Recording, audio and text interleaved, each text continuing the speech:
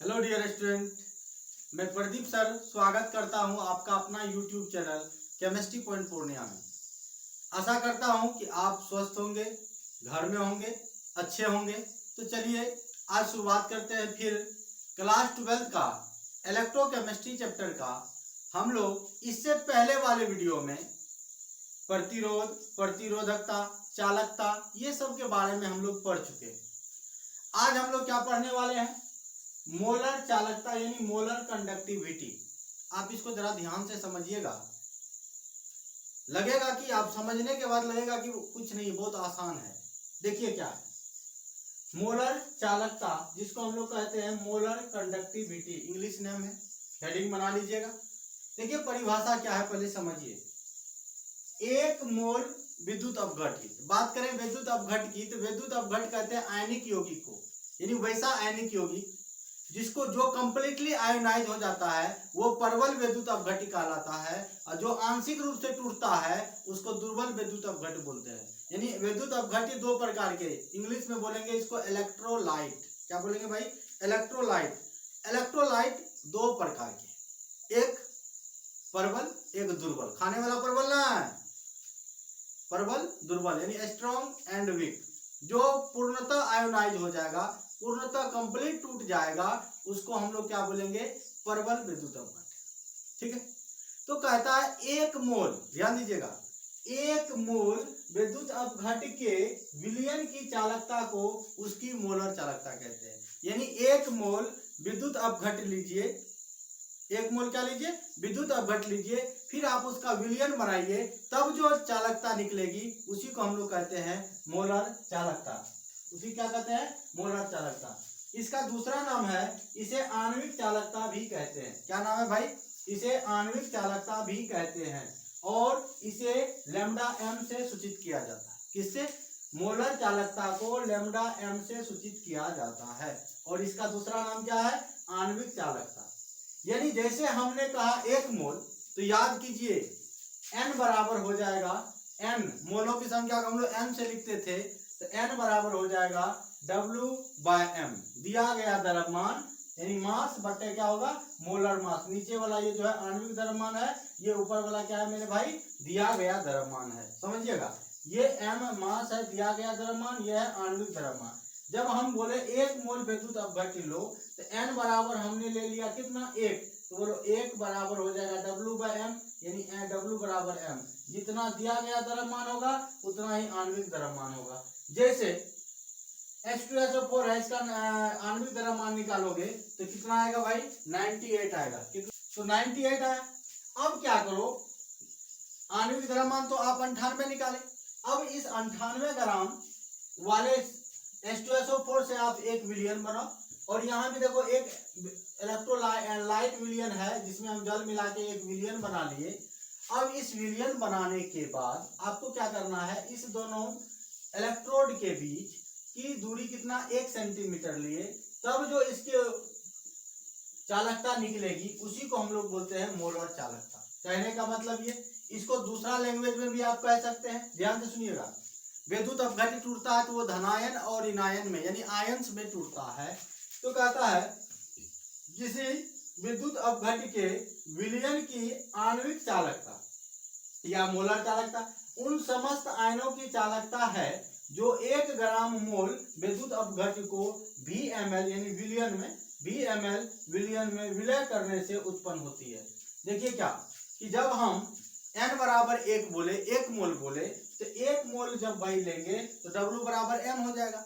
तो जब 1 मोल आप विद्युत अपघट्य विलयन बनाए, तो यह जो आयंस में टूटेगा, इसका जो आयंस होगा उसकी चालकता जो 1 मोल में है, वही लिखा हमने। किसी विद्युत अपघट्य के विलयन की आणविक चालकता उन समस्त आयनों की चालकता है जो 1 ग्राम मोल विद्युत अपघट्य को VML विलय में उत्पन्न करने से होती है। या दूसरा लैंग्वेज आप ऐसे बोल सकते हैं कि किसी विद्युत अपघट्य के विलयन की आणविक चालकता उसकी विशिष्ट चालकता को हम लोग कप्पा से लिखते हैं, याद है ना? कप्पा के विशिष्ट चालकता बताऊंगा। विशिष्ट चालकता क्या है? विशिष्ट चालकता कप्पा और आयतन के गुणनफल होता है। ध्यान से सुनिएगा, पहले आप इसको लिख लिए होंगे तो ठीक है। अब देखिए विशिष्ट चालकता क्या होता है, जरा सा हम पीछे जाते हैं, बैक का क्लास जाते हैं। हम लोग पढ़े प्रतिरोध यानी R बराबर R समानुपाती L बाई ए होता है। यानी एक कोई चालक पदार्थ है जिसकी लंबाई हमने लिया A, याद है, और इसका क्रॉस सेक्शनल एरिया हुआ A। तो किसी चालक पदार्थ का जो प्रतिरोध होता है वो उसके लंबाई का सीधा समानुपाती होता है और उसके एरिया का क्या होता है, व्युत्क्रमानुपाती होता है। तो R समानुपाती L बाई ए हो गया। अब इस समानुपाती को बराबर में लाएंगे, कांस्टेंट आएगा जिसको हम बोले थे रो, इसको क्या बोलेंगे रो, ठीक है, जिसको हम लोग क्या बोले थे विशिष्ट प्रतिरोध यानी स्पेसिफिक रेसिस्टेंस, याद आया। और ये जो रो होता है, रो बराबर होता है 1 बाय कप्पा।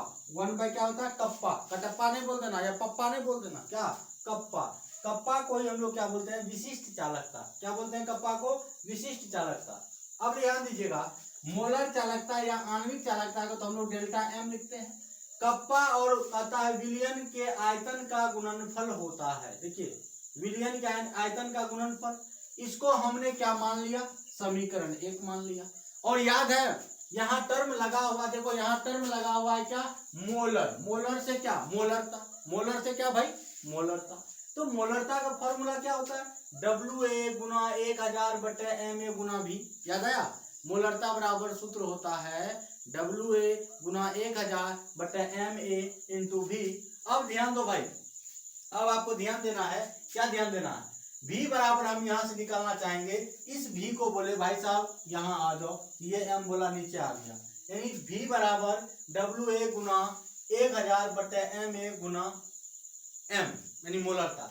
अब चूंकि यह तो एक मोल विद्युत अपघट्य विलयन की चालकता है, तो N बराबर हम लोग कितना ले लिए, 1 मोल। तो जब N बराबर 1 मोल लेंगे तो WA यानी आणविक द्रव्यमान और दिया गया द्रव्यमान दोनों बराबर होगा। देख लीजिए आणविक द्रव्यमान और दिया गया द्रव्यमान क्या होगा, बराबर होगा।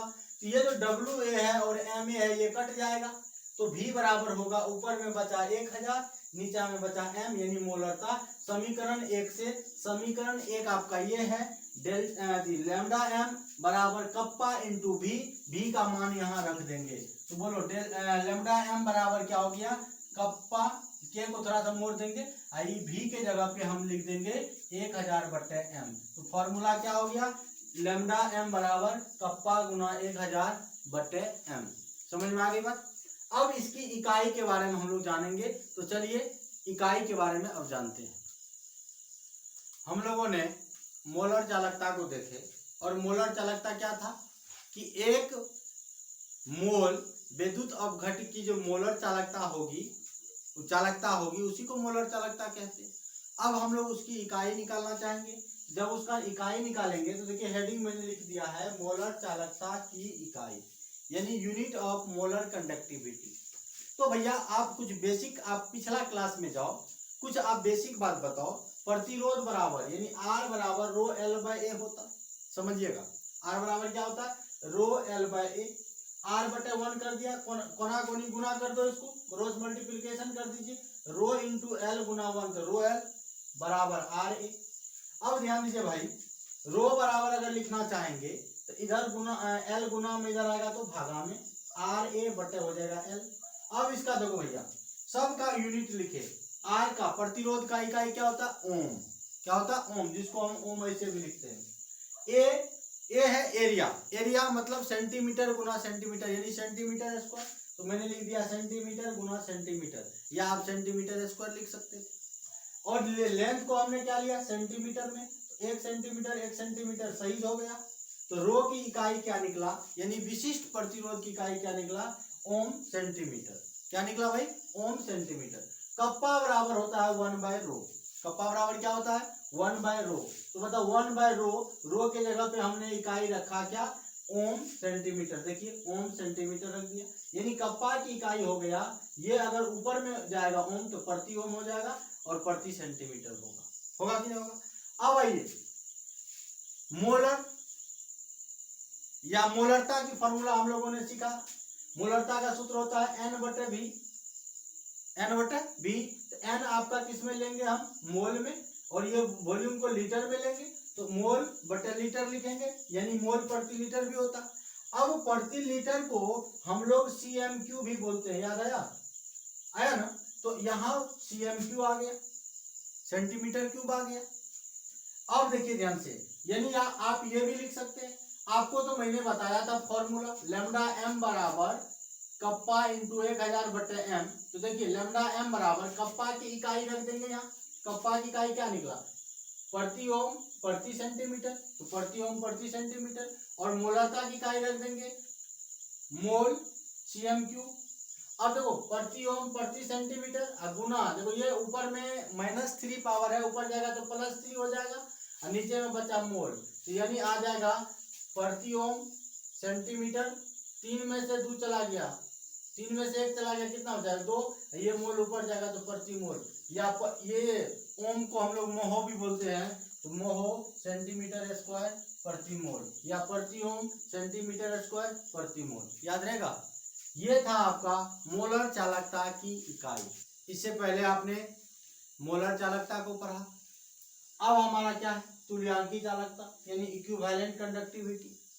जो मोलर चालकता, जैसे आप समझे, मोलर चालकता में 1 मोल आप विद्युत अपघट्य का विलयन बोले थे, यहाँ पर जहां 1 मोल बोले थे वहां पर सिर्फ 1 ग्राम तुल्यांकी हो जाएगा। आप नॉर्मलता याद कीजिए, जहां नॉर्मलता पढ़े थे, नॉर्मलता में आपको बताए थे तुल्यांकी द्रव्यमान या तुल्यांकी भार कैसे निकालेंगे, अम्ल हो या क्षार हो या लवण हो, कोई भी एसिड बेस और सॉल्ट का अगर आपको तुल्यांकी द्रव्यमान हम बोले थे निकालने, आप कैसे निकालेंगे आपको बताए थे।